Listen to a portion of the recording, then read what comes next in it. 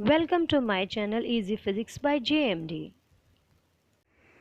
Hello बच्चों, आज हम लोग पढ़ेंगे गॉस थ्योरम इन इलेक्ट्रोस्टैटिक्स। ठीक है, हम लोग आगे भी जब पढ़ेंगे चुंबकीय तरंगे, वैद्युत चुंबकीय तरंगे, वहाँ पर भी मैं एक बार गॉस थ्योरम देखेंगे मैग्नेटिज्म में। अभी फ़िलहाल हम इलेक्ट्रोस्टैटिक्स में गॉस थ्योरम पढ़ने जा रहे हैं। जो गॉस थ्योरम कहती है कि यदि कोई आवेश है और किसी पृष्ठ से वो घिरा हुआ है, किसी पृष्ठ से घिरा हुआ है, तो इस पृष्ठ से गुजरने वाला जो वैद्युत फ्लक्स होगा, यानी कि जो फाई होगा, यानी कि जो वैद्युत बल रेखाओं की जो माप होगी वो क्या होगी, Q/ε0। यानी कि जो वैद्युत फ्लक्स किसी बंद पृष्ठ से पास होगा वो उस पृष्ठ द्वारा घिरे आवेश के का 1/ε0 गुना होता है। इस टॉपिक का वीडियो हम पहले भी बना चुके हैं, जिसका लिंक आपको डिस्क्रिप्शन में मिल जाएगा। वहाँ पर मैंने आपको नोट्स नहीं प्रोवाइड कराए थे, तो इस वीडियो में मेन मोटिव नोट्स का है। तो हम लोग यहाँ पर अब गॉस थ्योरम की स्टेटमेंट देख लेंगे। That means the total electric flux passing through any closed surface will equal to 1/ε0 times of the charge enclosed by the closed surface। अब हमने फाई का या फ्लक्स का जो बेसिक फॉर्मूला पढ़ा है वो क्या होता है, E.ds। अगर हम करें यहाँ पर डी फाई यदि हम लिखेंगे, फॉर स्मॉल एलिमेंटल एरिया अगर हम बात करेंगे that will be d phi, और ये हो जाएगा E.ds जो किसके बराबर होगा। अब टोटल फ्लक्स निकालेंगे तो हम लोग क्या करेंगे, इस डी फाई को इंटीग्रेट कर देंगे। ठीक है, तो ये हमारा टोटल फ्लक्स निकल आएगा। फाई ई लिख देंगे, इलेक्ट्रिक फ्लक्स की बात हो रही है, तो ये हो जाएगा E integration of D S, E.ds ऐसे लिख सकते हैं, या फिर इंटीग्रेशन E.ds लिख सकते हैं। ठीक है, इंटीग्रेशन E.ds लिख सकते हैं। फिर जो भी एंगल होगा ds और E के बीच में, उसके साथ हम लोग इसको E.ds cos थीटा करके फिर उसको और हम लोग सिंप्लीफाई कर लेंगे। तो ये हमारे पास स्टेटमेंट है, और देखते हैं, ये गॉस थ्योरम की स्टेटमेंट है। यहाँ पर ये हो गया गॉस थ्योरम। अब हम इसकी प्रूविंग पढ़ेंगे।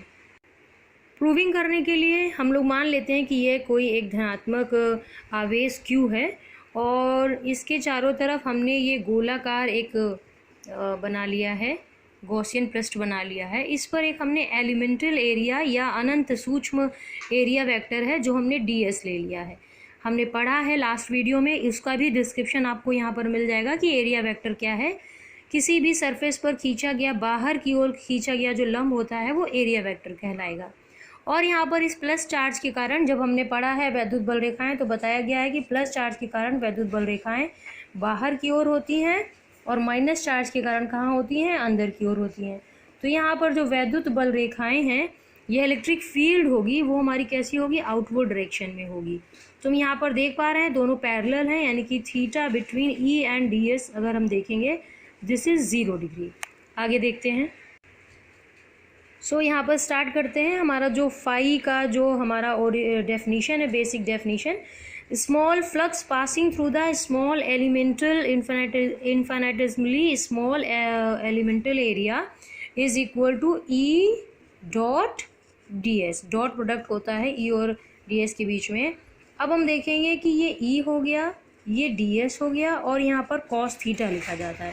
तो हमने देखा है कि ये 0 डिग्री है क्योंकि दोनों पैरेलल है। तो ये cos 0 हो गया, cos 0 का मान 1 होता है, इसलिए ये 1 हो गई क्वांटिटी, और यहाँ पर बचा E.ds। This is small flux passing through the elemental area ds। अब यदि हम पूरे गॉसियन पृष्ठ से, ये जो गोलाकार हमने पृष्ठ कंसीडर किया है गॉसियन सरफेस, इससे टोटल कितना फ्लक्स पास आउट होगा, उसके लिए हम फाई फाइंड आउट करेंगे, जो कैसे प्राप्त होगा, इस डी फाई का समाकलन करके हम प्राप्त कर पाएंगे। तो चलिए हम इसको इंटीग्रेट कर देते हैं। डी फाई की जगह हम क्या वैल्यू पुट कर देंगे, E.ds पुट कर देंगे, और यहाँ पर हम E हमारे पास ये रहा, और इंटीग्रेशन हो जाएगा ds का। इंटीग्रेशन, डिफरेंशिएशन, ये सारे जो मैथमेटिकल ऑपरेटर्स हैं ये वेरिएबल्स पर अप्लाई होते हैं। तो यहाँ पर हमको यहाँ पर देखेंगे, ये जो सरफेस है हमारा ds, इसको जब हम पूरा इंटीग्रेट करेंगे, यानी कि पूरा कंप्लीट एरिया अगर हम इस गॉसियन सरफेस का निकालेंगे तो ये गोलाकार सरफेस है और किसी गोले का जो पृष्ठीय क्षेत्रफल होता है वो 4πr² होता है। ठीक है, तो यहाँ पर ds की वैल्यू कितनी हो जाएगी, e, और इसकी ds की वैल्यू हो गई 4πr²। यहाँ पर अगर हम देखें तो केंद्र पर एक बिंदु आवेश रखा हुआ है, तो E का मान क्या हो जाएगा, बिंदु आवेश के कारण जो वैद्युत क्षेत्र की तीव्रता का फॉर्मूला है हम वो पुट कर देंगे, यानी कि phi E is equal to हो जाएगा, E की जगह रख देंगे 1/4πε0 Q/r²। और अभी अभी हमने ds की वैल्यू कितनी निकाली है, टोटल 4πr²। तो यहाँ पर हम पुट कर देंगे 4πr²। तो हम यहाँ कट करके दिखाते नहीं हैं, ऐसे काट के नहीं दिखाएंगे, ना काटेंगे आप लोग नोट्स में या एग्जाम टाइम में, बस आप देखेंगे ये 4π इस 4π से कैंसिल हो गया, मतलब अगली स्टेप में नहीं लिखना है।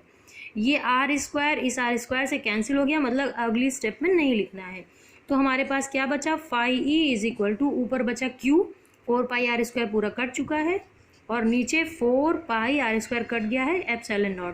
तो हमारे पास ये क्या आ गया, गॉसियन इलेक्ट्रिक फ्लक्स आ गया। गॉस लॉ यहाँ पर प्रूफ होता है कि जो टोटल फ्लक्स होगा वो परिबद्ध आवेश का 1/ε0 गुना होगा, जहाँ पर ये निर्वात या वायु की वैद्युतशीलता है। और इसका और डिस्क्रिप्टिव वीडियो आप देख सकते हैं, जिसका लिंक आपको डिस्क्रिप्शन में मिल जाएगा। चलिए इसका नोट्स देख लेते हैं। ये नोट्स हैं, जैसा कि हम लोगों ने अभी समझा है, सेम वही सारी चीज़ें हैं कि हमने एक चार्ज कंसीडर किया है, फिर गॉसियन सरफेस बनाई है और फिर बेसिक फॉर्मूला लगा दिया E.ds एलिमेंटल एरिया से जो हमारा फ्लक्स पास हो जाएगा। और फिर इस तरह से ये आगे आप लिखते जाएंगे। जो प्रोसेस समझा है हम लोगों ने कि फाई हम लोग यहाँ पर निकालेंगे, E.ds करेंगे, E की वैल्यू पुट कर देंगे, ds को इंटीग्रेट कर देंगे, जिसका मान 4πr² आ जाएगा। 4πr² कट करके Q/ε0 बच जाएगा। अब यहाँ पर हम देखेंगे कि अगर फाई हमारा आउटवर्ड डायरेक्शन में होता है हम लोग उसको पॉजिटिव ट्रीट करते हैं, और फाई इनवर्ड डायरेक्शन में भीतर की ओर यदि होगा पृष्ठ में तो वो नेगेटिव ट्रीट किया जाता है। और क्यू जो है अगर आउटसाइड होगा, जो हमने गॉसियन पृष्ठ कंसीडर की है या जो हम लोग बंद पृष्ठ की बात कर रहे हैं, यदि उसके अंदर चार्ज लाइन नहीं करता है, अगर वो इनक्लोज नहीं होता है क्लोज सरफेस से, तो उस समय फ्लक्स क्या होगा, ज़ीरो होगा। जैसे आगे आप अभी पढ़ेंगे एप्लीकेशंस, वहाँ पर आपको देखने को मिलेगा। तो फिलहाल ये हमारा यहाँ पर गॉस थ्योरम की प्रूविंग होती है। चलिए इससे रिलेटेड एक न्यूमेरिकल भी देख लेते हैं। न्यूमेरिकल देखने से पहले बच्चों हम देख लेते हैं, ये नोट्स मैंने इंग्लिश में लिखे हैं और बच्चे ज़्यादातर तो हमारे विद्यालय में हिंदी मीडियम ही हैं, और भी बच्चे जो हिंदी मीडियम पढ़ते हैं वो यहाँ पर इसको ट्रांसलेट कर लेंगे। जो स्टेटमेंट है गॉस थ्योरम की वो ये है कि किसी बंद पृष्ठ से गुजरने वाला, आप वीडियो पॉज करके इन बातों को लिख सकते हैं, किसी बंद पृष्ठ से गुजरने वाला वैद्युत फ्लक्स उस पृष्ठ द्वारा घिरे आवेश का 1/ε0 गुना होता है। ये चित्र हो गया, तो इसमें तो हिंदी और इंग्लिश मीडियम का कोई भेद नहीं है। अब हम लोग ये प्रूविंग करेंगे, तो यहाँ पर हम लोग लिखेंगे कि माना एक धनात्मक आवेश +q है जो गोलाकार या गोलीय गॉसियन पृष्ठ के भीतर है, और अब इस पृष्ठ पर एक एलिमेंटल सरफेस एरिया यानी कि एक क्षेत्रफल अवयव मान लेते हैं, जिससे गुजरने वाला फ्लक्स हमारा d फाई बराबर ये होगा। ठीक है, यहाँ पर थोड़ा सा आपको लिखना है कि अब जब d फाई फाइंड कर लिया तो उसके बाद में लिखेंगे कि संपूर्ण गोलीय गॉसियन पृष्ठ से गुजरने वाला जब वैद्युत फ्लक्स है वो phi E integration d phi का करेंगे तो प्राप्त हो जाएगा, और इंटीग्रेशन करके तो मैथमेटिक्स है। और ये पूरा आपने लिख लिया, और ये आउटवर्ड मतलब बाहर की ओर, इनवर्ड मतलब भीतर की ओर, अंदर की ओर, और पॉजिटिव नेगेटिव धनात्मक ऋणात्मक आप जानते ही हैं। जो लास्ट लाइन लिखी है वो ये है कि यदि Q गॉसियन पृष्ठ के भीतर बद्ध नहीं है तो उस पृष्ठ से गुजरने वाला जो फ्लक्स है वो शून्य होगा। अब एक न्यूमेरिकल देख लेते हैं। A point charge of 2 microcoulomb is at the center of a cubical Gaussian surface 9.0 centimeter on edge. What is the net electric flux through the surface? That means एक क्यूबिकल हमारे पास सरफेस है, cubicle surface है, cube है जिसकी जो edges हैं, जो किनारे हैं, जो भुजाएं हैं, वो हमारी कितनी है, 9 सेंटीमीटर की है। और इसके सेंटर पर क्या है, एक चार्ज रखा हुआ है Q, जिसकी वैल्यू है 2 माइक्रोकूलाम। 2 माइक्रोकूलाम को जब हम यहाँ पर पहले गिवन लिखेंगे तो गिवन हमारे पास क्या है, Q हमारे पास है 2 माइक्रोकूलाम, यानी कि 2 और माइक्रो को जब हम चेंज करेंगे तो माइक्रोकूलाम को जब हम कूलाम में चेंज करेंगे 10⁻⁻6 आ जाएगा। तो यहाँ पर जो साइड दी है इसकी कोई आवश्यकता नहीं है, क्योंकि हम लोग यहाँ पर गॉस थ्योरम अप्लाई करेंगे, जो कहता है कि किसी भी बंद पृष्ठ से, ये शेप कैसा भी होगा, इसे जो टोटल फ्लक्स निकलेगा, अगर ये एक एक फेस की बात करता तो चेंज हो जाता थोड़ा। यहाँ पर अभी फ़िलहाल क्या है, अगर हम पूरे बॉडी से, पूरे पृष्ठ से बात करेंगे तो जो फ्लक्स होगा वो पूरा चार्ज जितना घिरा है सरफेस से और एप्सिलॉन नॉट अपॉन में आ जाएगा, यानी कि Q अपॉन एप्सिलॉन नॉट होता है। तो Q हमारे पास कितना है, 2 × 10⁻⁻6 और यहाँ पर कूलाम, यहाँ पर एप्सिलॉन नॉट की वैल्यू हो जाएगी 8.85 × 10⁻⁻12। अब हम इसको क्या करेंगे, सॉल्व करेंगे तो ये 12 पावर है, ऊपर जाएगा तो प्लस में 12 हो जाएगा, प्लस -6 और प्लस 12 है। जब पावर हम लोग समराइज़ करेंगे तो कितना आ जाएगा, प्लस में 6 बचेगा, यानी कि 2/8.85 और पावर हमारे पास ऊपर कितनी हो गई, प्लस में 6 हो गई है।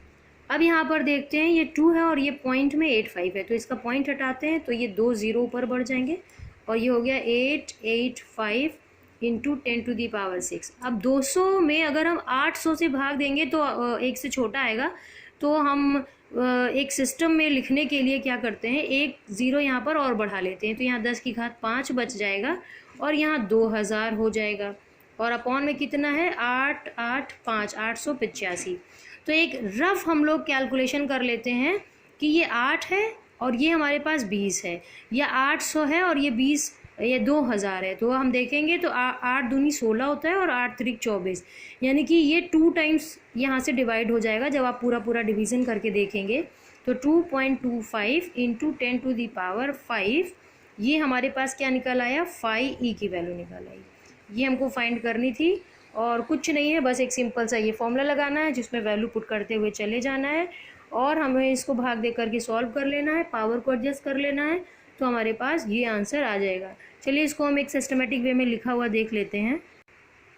तो ये हमारा न्यूमेरिकल है और ये हमने यहाँ पर गिवन लिखा कि Q इतना दिया गया है और हमने यहाँ पर फाई निकाल लिया। ये आपकी NCERT बुक का ही न्यूमेरिकल है, तो आपके लिए इम्पोर्टेंट भी है।